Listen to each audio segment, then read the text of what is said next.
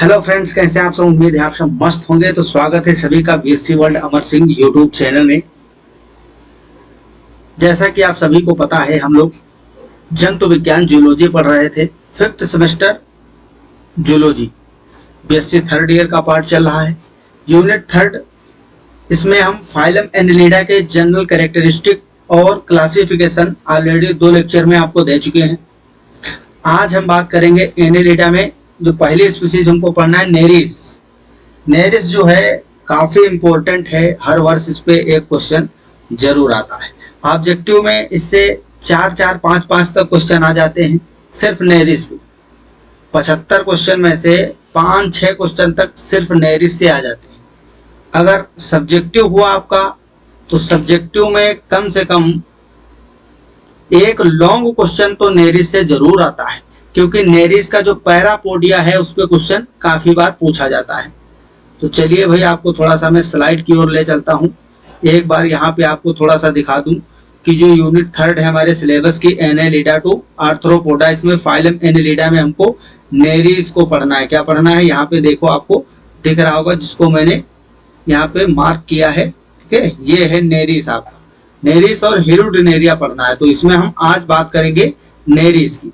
Nereis क्या होता है, एक ऐसा एनिलीड है जो वाटर में रहता है। कहाँ रहता है, वाटर में, और वर्म लाइक दिखता है। कैसा दिखता है, वर्म लाइक। ये देखिए, ये है आपका नेरिस।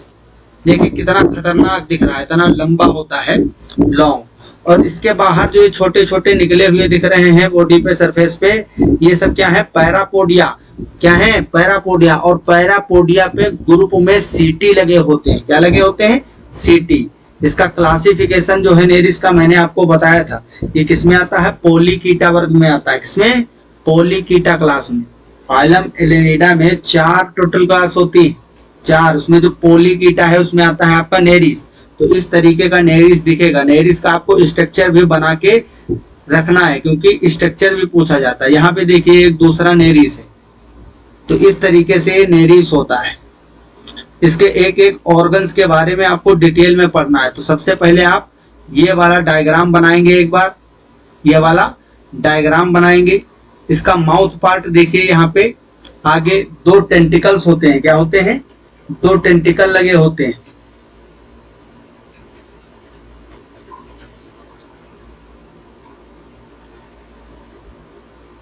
यहाँ पे 1 और 2 टेंटिकल लगे हुए हैं। ठीक है, प्रोस्टोमियम मतलब माउथ को बोला जाता है। यहाँ पे माउथ होता है जिसको प्रोस्टोमियम बोलते हैं, और यहीं पे साइड में आईज होती है 2। ठीक है, यहाँ पे बॉडी सोमाइट्स लिखा हुआ है। ये क्या है, बॉडी सोमाइट्स। इसमें सीटी होती है। ये पैरापोडिया है।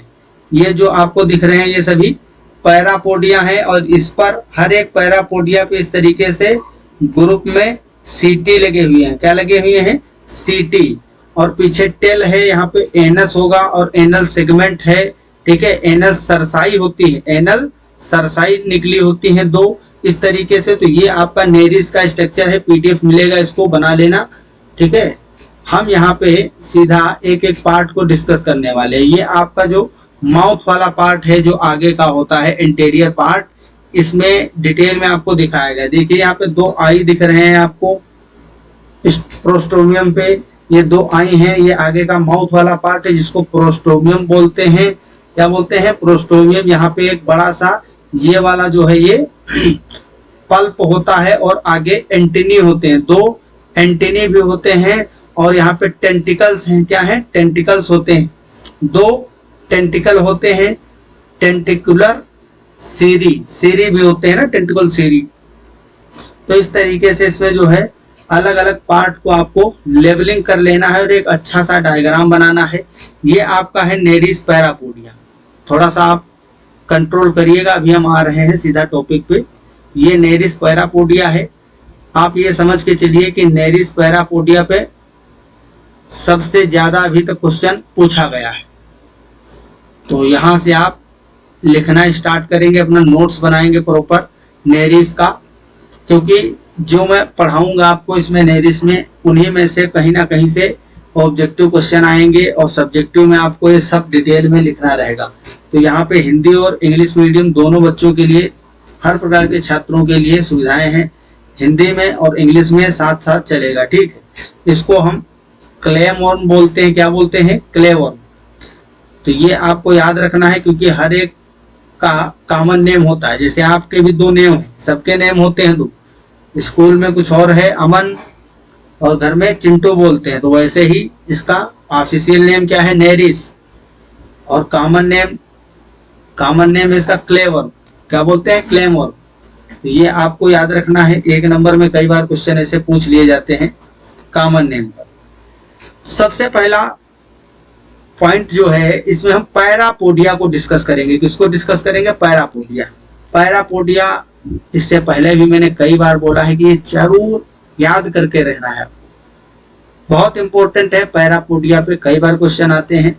मैं जब बीएससी में था तो पैरापोडिया पे तब भी क्वेश्चन आया था, और आपको बता दूं कम से कम 15 नंबर जो है सिर्फ नेरिस से हो गया था मेरा, क्योंकि प्रैक्टिकल में 5 नंबर में इसकी स्लाइड बनानी थी।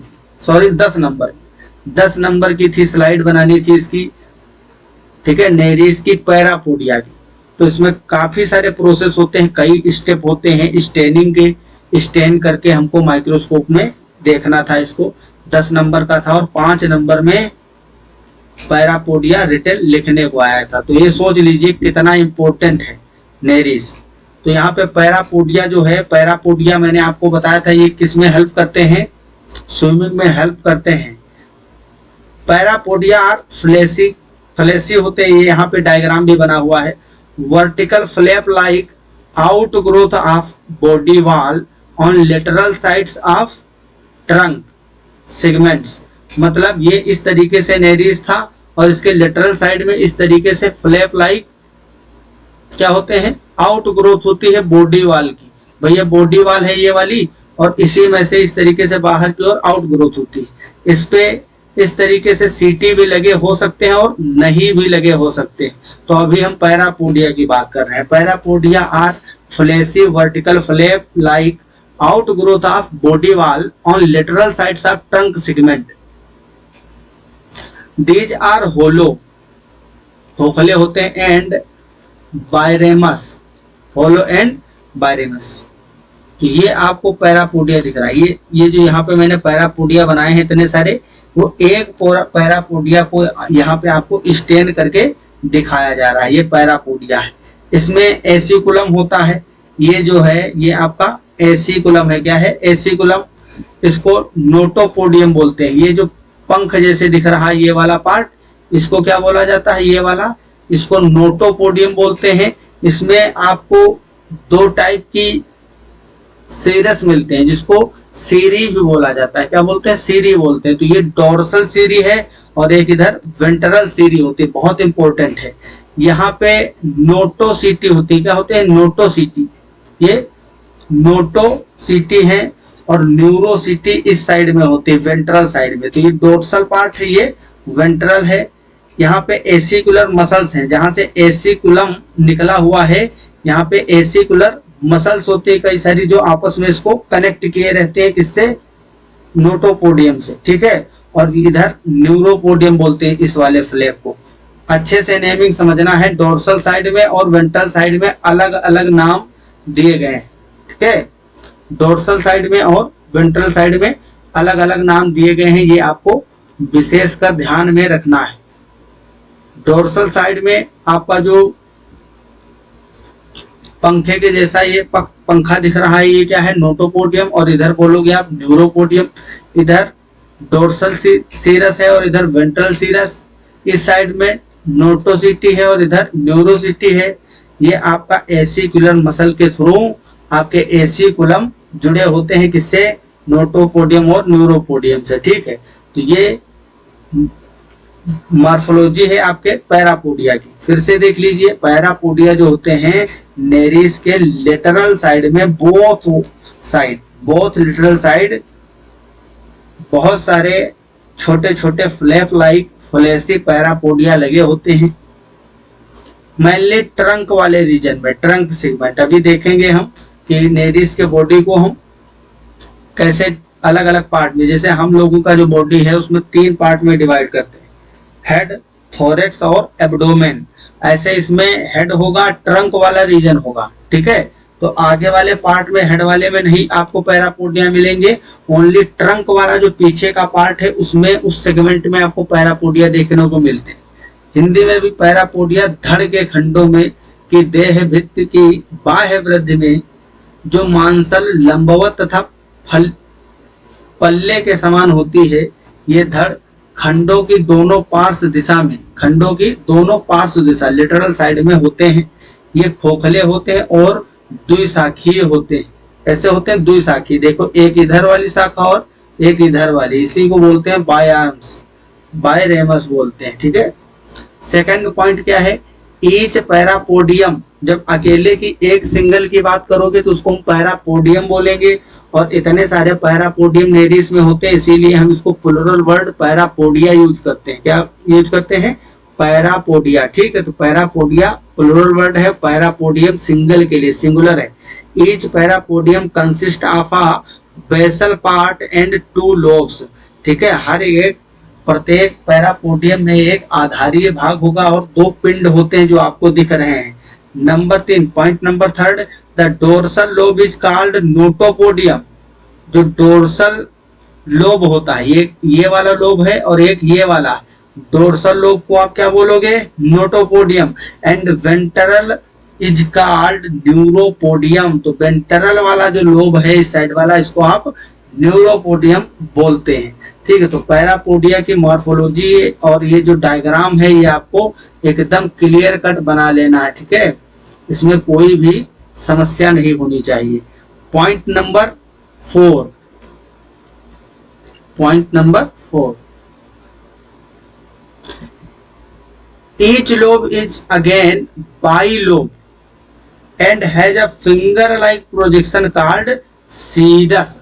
तो दोनों में एक एक सीरस होगा, एक डोर्सल सीरस और दूसरा वेंट्रल सीरस। मतलब प्रत्येक पिंड पुनः 2-2 खंडों, छोटे पिंडों में बटा होता है तथा प्रत्येक छोटे पिंड में एक अंगुली के समान वृद्धि होती है जिसे सीरस कहते हैं। Point number 5, each notopodium and neuropodium has a rod like structure called एसिकुलम।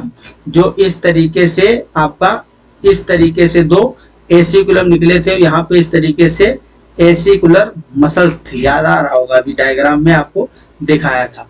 तो each notopodium and neuropodium has a rod like structure called aciculum and a bundle of setae embedded in a setigerous sac.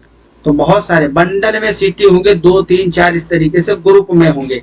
प्रत्येक नोटोपोडियम और न्यूरोपोडियम में एक छड़ के समान रचना होती है जिसे एसिकुलम कहते हैं। साथ ही सीटी का समूह होता है, पूरा ग्रुप होगा, बंडल होगा, और जो कि एम्बेडेड होते हैं, क्या होते हैं? धसे होते हैं।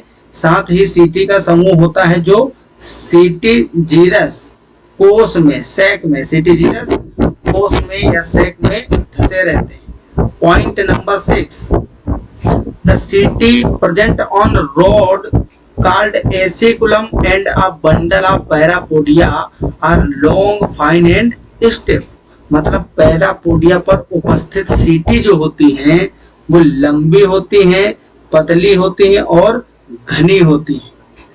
Point number 7, parapodia are locomotory and respiratory organ. Parapodia जो है गमन में, आपको मैंने बताया था ना, स्विमिंग करने में, गमन में और श्वसन में सहायक होता है। ये बहुत ही इंपॉर्टेंट है क्योंकि ऑब्जेक्टिव क्वेश्चन जहां से आता है वहां मैं आपको मार्क कर दे रहा हूं। यहां से 100% जब भी मेरे से ऑब्जेक्टिव क्वेश्चन बनेगा तो सबसे पहले यही से बनेगा कि फंक्शन क्या होता है पैरापोडिया, ठीक। और बाकी आपका सब्जेक्टिव के लिए तो सब इम्पोर्टेंट है, सब कुछ आपको हर एक पॉइंट याद करना पड़ेगा, तभी आप अच्छा उत्तर लिख पाओगे। तो यहाँ पे देख लीजिए, पैरापोडिया का जो फंक्शन है आपको याद रहना चाहिए। किस किस चीज में हेल्प करता है? लोकोमोशन में और रेस्पिरेशन में। तो एज ए रेस्पिरेटरी ऑर्गन और लोकोमोटरी ऑर्गन पैरापोडिया काम करता है। पॉइंट नंबर 8 अगेन इम्पोर्टेंट, यहाँ सीटी के बारे में बात की जा रही है। मैंने कहा था ना इससे पहले एक बार, इसको सीटी भी बोलते हैं और कुछ लोग चीटी भी बोलते हैं। ठीक है, ये वो वाली चीटी नहीं है। तो यहाँ पे दोनों वर्ड लिखे हुए हैं, सीटी और इसको चीटी भी बोला जाता है। सीटी बोलिए आप, चीटी बोलिए। These are fine, stiff and chitinous and are placed in a setigerous sac. Setae जो होती हैं, ये सेटिजरस कोष होता है, सैक होता है, एक कक्ष होता है, उसमें प्रेजेंट होती हैं, उपस्थित होती हैं, और ये पतली होती हैं, घनी होती हैं, स्टिफ है, फाइन है, और काइटिन की बनी होती है, इसीलिए बहुत कठोर होती है, काइटिनस होती है। आपको पता है कि काइटिन जो है ये काफी हार्ड कार्बोहाइड्रेट होता है। ईच सीटी इज कंपोज्ड ऑफ 2 पार्ट्स। हर एक सीटी में 2 पार्ट होते हैं। प्रोक्सिमल पार्ट इज साफ्ट, क्या बोलते हैं, साफ्ट बोलते हैं, साफ्ट बोला जाता है। And distal part is blade. तो हर एक सीटी में दो पार्ट होंगे। प्रोक्सिमल पार्ट जो होगा उसको हम साफ्ट बोलते हैं, और डिस्टल पार्ट जो होता है उसको ब्लेड बोला जाता है, या फलक बोल देते हैं। क्या बोलते हैं, एक फलक बोलते हैं। प्रत्येक सीटी 2 भागों से मिलकर बनी होती है। इसके निकटवर्ती भाग जो है प्रोक्सिमल पार्ट, उसको साफ्ट बोलते हैं, और दूरस्थ भाग जो होता है उसको हम ब्लेड या फलक बोला जाता है। ठीक, मतलब इस तरीके से नेरिस है, उसके ऊपर पैरापोडिया है, फिर उसके ऊपर क्या लगे हुए हैं, इस तरीके से सीटी लगे होते हैं। पैरापोडियम पे सीटी होती है। ये पैरापोडिया जो है आपका, पैरापोडिया इस तरीके से, ठीक है, ये पैरापोडिया होता है, और इसमें ये पैरापोडिया, इसके ऊपर सीटी लगे होते हैं। तो सीटी कहाँ से निकलते हैं, पैरापोडिया के अंदर जो सेटिजरस सेक होता है, कक्ष होता है यहाँ अंदर, वहां से सीटी ओरिजिनेट होकर बाहर निकलते हैं। अब सीटी में देखिए 2 पार्ट है, सीटी में 2 पार्ट होते हैं। मैं यहाँ पे एक बड़ी सीटी, यहाँ पे जो है आप ऐसे देखिए, एक मैंने बना दिया यहाँ पे,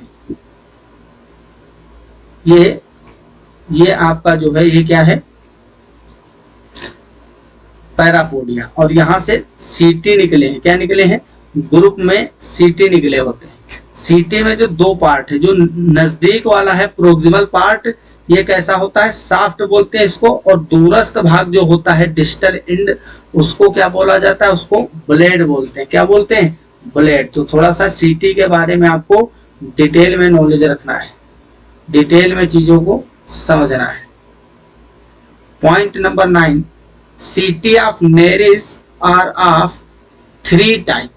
मतलब नेरिस में आपको 3 टाइप की सीटी मिलती है। Number 1, some setae are with long blade and small shaft. कुछ में देखोगे तो बाहर वाला जो डिस्टल पार्ट है, दूरस्थ भाग, वो ब्लेड वाला लॉन्ग होगा और शाफ्ट छोटा होगा। द ब्लेड ऑफ दीज सीटी is serrated on one side. मतलब कुछ सीटी का फलक लंबा होगा और शाफ्ट बहुत छोटा होता है। इन सीटी का फलक एक ओर से आरी नुमा होता है। कैसा होता है, आरी नुमा। Second, some setae are with large shaft और शॉर्ट ब्लेड। मतलब इसमें ब्लेड शॉर्ट है, शाफ्ट लॉन्ग है। Which is slightly hooked, one side of the blade bears sensory organs. One side of the blade bears sensory organs. ठीक है, तो कुछ सीटी ऐसी है जिसमें शाफ्ट बड़ी है, मजबूत होती है, और जबकि इनका फलक छोटा होता है तथा यह फलक हुक के समान होता है और फलक के एक ओर संवेदी अंग होते हैं। तो ये 2 टाइप की सीटी हो गई, एक में ब्लेड छोटा है और शाफ्ट बड़ा, और एक में शाफ्ट छोटा है और एक में ब्लेड बड़ा। ठीक है, तो 2 टाइप हो गए टोटल। तीसरा जो टाइप है, तीसरा टाइप नंबर 3,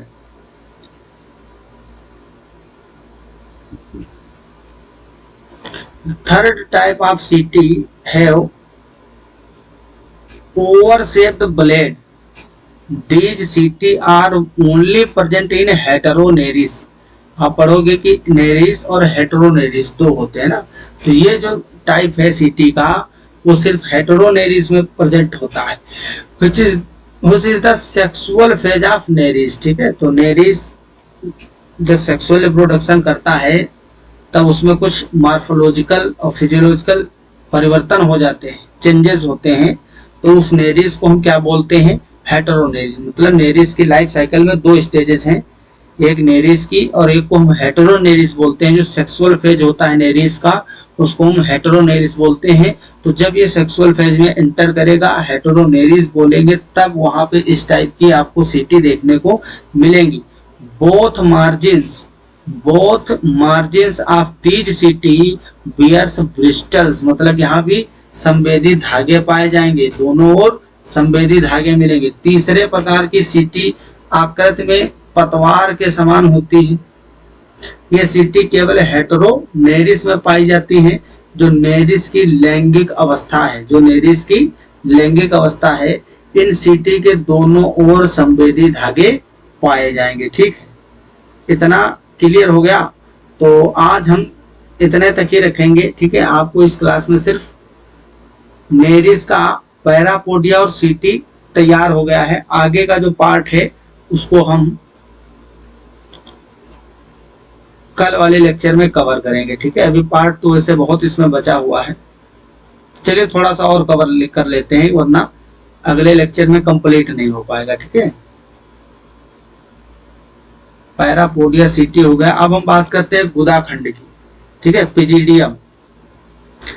आपका जो पैरापोडिया है, पैरापोडिया और सीटी में जितने इंपॉर्टेंट मैंने पॉइंट्स बताए बस इतने ही आपको याद करना है। पैरापोडिया पे अलग से क्वेश्चन आए तो उसका डायग्राम बनाइए और जितने पॉइंट मैंने 10-12 पॉइंट लिखवाए ये सब लिख दीजिए, पूरा नंबर मिल जाएगा। ठीक, और इन्हीं पॉइंटों में से ऑब्जेक्टिव क्वेश्चन भी बनते हैं। ठीक, अब बात करते हैं हम, अगली हेडिंग लगाइएगा आप, पिजिडियम, गुदाखंड। ठीक है, ये लास्ट वाला पार्ट है, पोस्टीरियर एंड में आपको मिलता है, नेरिस के लास्ट वाले पार्ट में। It is also called tail and consist of last body segment. Last जो पोस्टीरियर पार्ट होगा वहां पे मिलेगा, इसको टेल भी, पुच्छ भी बोला जाता है। This segment is called anal segment, इसको गुदीय खंड भी बोला जाता है। क्या बोला जाता है, गुदाखंड बोला जाता है। लास्ट वाला पार्ट है anal segment. This segment bears anus, a pair of anal seri and some sensory papillae. This segment does not bear parapodia. इसमें पैरापोडिया नहीं होंगे, that is very important। तो ये जो लास्ट वाला पोस्टीरियर एंड में बिल्कुल लास्ट वाला खंड होता है सेगमेंट नेरिस का, उसको हम पिजिडियम या गुदाखंड बोलते हैं। इसको जो है, या नेरिस का अंतिम खंड होता है। इस खंड को पूंछ, तेल भी बोला जाता है, और इस खंड में गुदा होती है। क्या होती है, गुदा, एनस होता है, इसलिए इसे गुदा खंड भी बोलते हैं। इस खंड में एक जोड़ी गुदा सीरस होते हैं, एनल सीरी होते हैं, तथा अनेक संवेदी पैपिले होते हैं। क्या होते हैं, सेंसरी पैपिले होते हैं, और इस खंड में पैरापोडिया नहीं पाए जाते हैं। तो ये हो गया तुम्हारा पिजिडियम, जो लास्ट खंड होता है। एक एक खंड को आपको डिटेल में इस तरीके से पढ़ना रहता है, जहां जहां पे कुछ स्पेसिफिक चीजें मिलेंगी उसको आपको पढ़ना पड़ेगा। अब हम बात करते हैं नेफ्रिडिया की। अगेन वेरी इंपॉर्टेंट, नेफ्रिडिया तो और ही ज्यादा इंपॉर्टेंट। पैरापोडिया और नेफ्रिडिया तो बहुत इंपॉर्टेंट। नेफ्रिडिया जो है ये काफी इंपॉर्टेंट है, क्योंकि ये एक्सक्रेटरी ऑर्गन है। क्या है, एक्सक्रेटरी ऑर्गन है। ये उत्सर्जी अंग है। कैसा है, उत्सर्जी अंग। ठीक है, तो इसका जो उत्सर्जी अंग होता है वो क्या होता है, नेफ्रिडिया। आपको पहला क्वेश्चन तो यहीं से मिल जाएगा ऑब्जेक्टिव, कि जो नेरिस है आपका, नेरिस में एक्सक्रेटरी ऑर्गन कौन सा होता है, तो आपको याद रखना है नेफ्रिडिया होता है। क्या होता है, यहाँ पे नेफ्रिडिया होता है। तो इसको भी आप हेडिंग डालेंगे, नेफ्रिडिया या एक्सक्रेटरी ऑर्गन ऑफ नेरिस, और उसमें आप पॉइंट वाइज लिखते चलेंगे एक एक चीज को, कि नेफ्रिडिया जो है इसकी मॉर्फोलॉजी क्या होती है, लोकेशन क्या है, और किस तरीके से उत्सर्जन या एक्सक्रेशन करता है।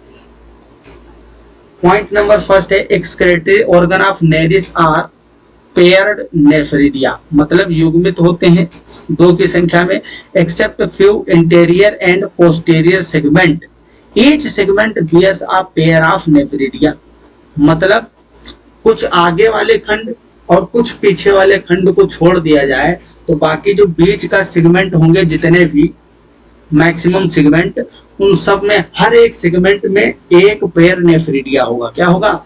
एक पेयर, एक जोड़ा नेफ्रिडिया हर एक खंड में सेगमेंट में मिलेंगे। नेरिस के उत्सर्जी अंग जोड़ेदार नेफ्रिडिया होते हैं। कुछ अग्र व पश्च खंडों को छोड़कर शेष प्रत्येक सेगमेंट में खंडों में नेफ्रिडिया का एक जोड़ा उपस्थित होगा। स्ट्रक्चर ऑफ नेफ्रिडिया, नेफ्रिडिया की संरचना कैसी होती है? ईच नेफ्रिडियम, देखिए जब एक की बात करोगे तो नेफ्रिडियम, सभी की बात करोगे तो नेफ्रिडिया, ठीक। Each nephridium is in the form of a long coiled ciliated tube, long coiled ciliated tube, इसमें बहुत सारे पक्षमाभ होते हैं, बहुत सारे इसके अंदर सीलिया होते हैं, सीलिया युक्त सिलिएटेड ट्यूब होती है और क्वाइल्ड होती है, कुंडली नुमा। Each nephridium is distinguished into two part, number one is body and a neck। तो हर एक नेफ्रिडियम को दो पार्ट में डिवाइड किया गया है, एक बॉडी होता है मुख्य भाग और दूसरा ग्रीवा होता है नेक। अभी दिखाएंगे आपको नेफ्रिडिया का स्ट्रक्चर भी। तो नेफ्रिडियम की संरचना क्या है? प्रत्येक नेफ्रिडिया एक लंबी कुंडलित तथा सीलिया युक्त सिलिएटेड पक्षमाभ युक्त नलिका के रूप में होती है। प्रत्येक नेफ्रिडिया दो भागों में बटा होता है, एक मुख्य भाग होता है और दूसरा ग्रीवा होता है, नेक होता है। Number third, main body of nephridium, जो मुख्य भाग है वो क्या है? The main body of nephridium is glandular mass. ये क्या होता है? ग्रंथिल पिंड होता है, ग्लैंडुलर मास होगा। यहाँ पे बहुत सारी ग्लैंड्स होंगी जो सेक्रेशन करेंगी, ठीक है। नेफ्रिडिया का मुख्य भाग जो है वो ग्रंथिल पिंड के रूप में होता है। Point number 4, in connective tissue a highly convoluted, convoluted मतलब कुंडलित, हाईली कन्वोल्यूटेड मतलब बहुत ज्यादा कुंडलित होती है। Tube is present which is called a nephridial tubule, क्या बोलेंगे इसको? Nephridial tubule. In connective tissue a highly convoluted tube is present which is called a nephridial tubule. Internally it is lined by cilia, इस tube के अंदर भी क्या होगा? सीलिया होंगे। मतलब एक हाईली क्वाइल्ड इस तरीके से, मान लीजिए आप नली है कोई, ट्यूब्यूल है इस तरीके से, और इसके अंदर बहुत सारे सीलिया लगे हुए हैं। ट्यूब के अंदर क्या है? बहुत सारे सीलिया लगे हुए हैं, इस तरीके से काफी सारे सीलिया लगे हुए हैं ट्यूब के अंदर, ठीक है। समझ में आया? तो क्वाइल्ड पार्ट होता है, कैसा होता है क्वाइल्ड पार्ट? तो जो आपका कनेक्टिव टिश्यू है उसके अंदर हाईली क्वाइल्ड ट्यूब होगी जिसको नेफ्रिडियल ट्यूब्यूल बोलते हैं, और इंटरनली अंदर से ये लाइंड होती है किससे? सीलिया से। But its terminal part is non-ciliated, which opens at the base of parapodium by means of nephridiospore। तो लास्ट वाला पार्ट जो होता है टर्मिनल पार्ट, वो सिलिएटेड नहीं होता है और कहाँ पे खुलता है? जाके पैरापोडियम के बेस पे खुलता है, जहां से पैरापोडिया ओरिजिनेट होते हैं, बाय मींस ऑफ नेफ्रिडियोपोर। तो नेफ्रिडियोपोर मतलब नेफ्रिडिया का एक छिद्र होगा, उसके थ्रू ये पैरापोडियम के अंदर खुलेगा जाके। संयोजी ऊतक में कुंडलित नलिका होती है तथा इसे नेफ्रिडियल नलिका बोलते हैं, जिसके दोनों सिरे खुले होते हैं। इस नलिका के आंतरिक स्तर में सीलिया होते हैं, लेकिन इस नलिका के एक अंतिम सिरे पर सीलिया अनुपस्थित होते हैं, नॉन सिलिएटेड होता है, तथा यह भाग नेफ्रिडियोपोर के द्वारा पैरापोडिया के आधार पर खुलता है। समझे? कहाँ खुलेगा? पैरापोडियम के बेस पर खुलता है जाके। ये आपका स्ट्रक्चर है। क्या है स्ट्रक्चर? देखिए यहाँ पे क्वाइल्ड पार्ट आपको दिखेगा, ये एक नेफ्रिडियम है। क्या है? नेफ्रिडियम, अ सिंगल नेफ्रिडियम ऑफ नेरिस। तो यहाँ पे अच्छे तरीके से आपको दिखेगा, ये नेफ्रिडियोपोर है। क्या है? नेफ्रिडियोपोर। और इसी से आगे क्या होगा?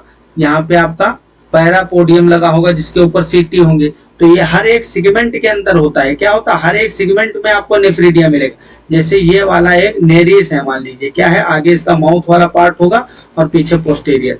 तो इसमें ऐसे सेगमेंट में डिवाइड होती है, बॉडी क्या होती है, सेगमेंट में डिवाइड। हर एक सेगमेंट में आपको इस तरीके से एक नेफ्रिडिया मिलेगा। क्या मिलेगा, नेफ्रिडिया। और यहाँ से ये जो है आपका नेफ्रिडियोपोर, ये कहाँ खुलेगा, जहां से पैरापोडिया स्टार्ट होता है, इधर आपका पैरापोडिया बाहर चारों ओर इस तरीके से लगा होगा। तो दो पैरापोडिया लेटरल साइड में एक एक निकला होगा और हर एक सेगमेंट में एक पेयर, दो यहाँ पे पैरा नेफ्रिडिया होंगे, दो पैरापोडिया दो नेफ्रिडिया होंगे। बात समझ में आई, एकदम क्लियर कट। ठीक है, तो आराम से जो है समझना है आपको, ज्यादा परेशान नहीं होना, सब कुछ समझ में आएगा, समझे, हर एक चीज समझ में आएगी। तो यहाँ पे क्या होता है, neck is the anterior part of nephridium. देखिए ऊपर वाला एंटेरियर पार्ट है neck. Neck is the anterior part of nephridium. Neck has a funnel shaped structure called nephrostome. ये फनल जैसा स्ट्रक्चर होता है यहाँ पे, इसको बोलते हैं नेफ्रोस्टोम या फनल बोला जाता है। The cilia are present on the margin of nephrostome. इसके यहाँ पे देखिए सीलिया मार्जिन पे निकले होते हैं, बहुत सारे होते हैं। नेफ्रोस्टोम of नेफ्रिडियम opens into coelom of next segment. When the nephridium possesses a ciliated nephrostome, it is termed as metanephridium. अगर सेलिया होंगे तो उसको मेटानेफ्रिडियम बोला जाता है। अब बात करते हैं उत्सर्जन। ये वाला चित्र आपको डायग्राम बना लेना, ठीक है, डायग्राम बनाना नेफ्रिडियम का। जितने भी डायग्राम है सभी बनाना है, टोटल जितने भी मैंने आपको दिखाए। अब हम बात करते हैं मैकेनिज्म ऑफ एक्सक्रेशन की, किस तरीके से उत्सर्जन होता है, क्या मैकेनिज्म है, उत्सर्जन की क्रिया विधि क्या है। Excretion is performed by two ways. First क्या है, there is rich supply of blood on the outer surface of nephridium. The gland cells are present in the wall of ciliated tube. These cells extract the waste materials from the blood and it is discharged. मतलब जो gland sales हैं, glandular cells, वो क्या करती हैं, blood की supply maximum होगी यहाँ पे नेफ्रिडियम के पास। और नेफ्रिडियम में जो ग्लैंडुलर सेल्स है, आपको दो चीजें आपने पढ़ा नेफ्रिडियम में, एक नेक वाला पार्ट, एक body, main body. Main body में ग्लैंडुलर सेल्स होती है, वो क्या करेंगी, ब्लड से एक्सट्रैक्ट करती है क्या, वेस्ट मटेरियल, जितना भी व्यर्थ पदार्थ होगा उसको एक्सट्रैक्ट करती है। और फिर क्या होते हैं, discharge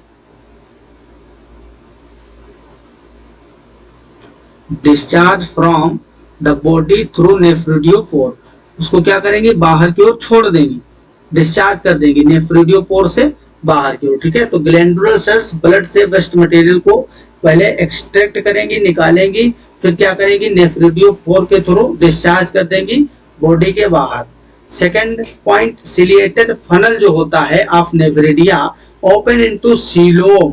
they also remove dead coelomic corpuscles which have eaten up or have been destroyed by the bacteria and other foreign bodies। तो मतलब मैन बॉडी में क्या हो रहा है, मैन बॉडी में जो ग्लैंडुलर सेल है वो ब्लड सप्लाई से ब्लड में प्रेजेंट वेस्ट मटेरियल को एक्सट्रैक्ट करके बॉडी के बाहर डिस्चार्ज कर देती है। और जो नेक वाला रीजन है, जो फनल शेप का होता है, वो क्या करता है, जो सीलोम में, नेरिस के जो बॉडी वाल के बीच में जगह है, कैविटी है सीलोम, उसमें जो डेड मटेरियल होता है उसको क्या करता है, बाहर निकालने का काम करता है।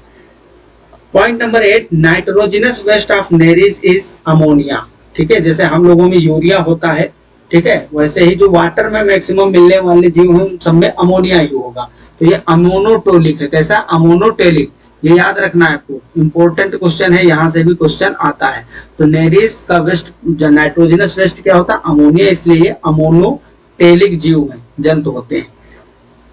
ठीक है, अब थोड़ा सा रेस्पिरेशन के बारे में भी बात कर लेते हैं, फिर लाइफ साइकिल जो है नेरिस की वो अगले पार्ट में करेंगे। ठीक, तो रीअब्जॉर्प्शन अब कैसे होगा, रीअब्जॉर्प्शन ऑफ यूजफुल सब्सटेंसेस। जैसे हमारी किडनी में क्या होता है, एक तो उत्सर्जन होता है एक्सक्रेशन, दूसरा रीअब्जॉर्प्शन भी होता है, पुनः अवशोषण होता है। ब्लड में जो जैसे ब्लड से एक्सक्रेट किया जाता है मटेरियल, उसमें से कुछ अच्छी चीजें जैसे ग्लूकोज वगैरह है, ये सब जो काम की चीजें वो भी एक्सट्रैक्ट हो जाती है, तो उसको रीअब्जॉर्ब कर लिया जाता है, वरना वो मलमूत्र के साथ बाहर निकल जाएंगी। तो इसलिए रीअब्जॉर्प्शन होता है। ज्यादातर हाइयर ऑर्गेन में होता है, लोअर ऑर्गेन में उतना विकसित नहीं है। कहाँ उनमें किडनी तो है नहीं, इतना अच्छा परफेक्ट एक्सक्रेटरी ऑर्गन बना नहीं। तो reabsorption of useful substances also takes place in excretory tubule and these substances are return to blood, फिर से ब्लड में डाल दिए जाएंगे blood capillaries. This mechanism is known as selective reabsorption, जो कि हम लोगों में पाया जाता है। सोचिए यहाँ एनालिड में मिल रहा है। आवश्यक पदार्थों का पुनः अवशोषण भी उत्सर्जी नलिका के द्वारा होता है और इन पदार्थों को वापस रक्त कोशिकाओं में छोड़ दिया जाता है। इस प्रक्रिया को चयनात्मक पुनः अवशोषण कहा जाता है। तो काफी जो है डेवलप चीजें आपको दिख रही हैं यहाँ पे। तो ये जो है रिप्रोडक्शन और लाइफ साइकिल जो है ये हम अगले लेक्चर में पढ़ेंगे। लेक्चर नंबर 4 आएगा इसका, उसमें हम बात करेंगे लेडीज के बारे में जिसका लाइफ साइकिल है और रिप्रोडक्शन। ठीक है, तो आई होप आपको पैरापोडिया और नेफ्रिडियम और सीटी ये तीनों चीजें अच्छे से क्लियर हो गई होंगी।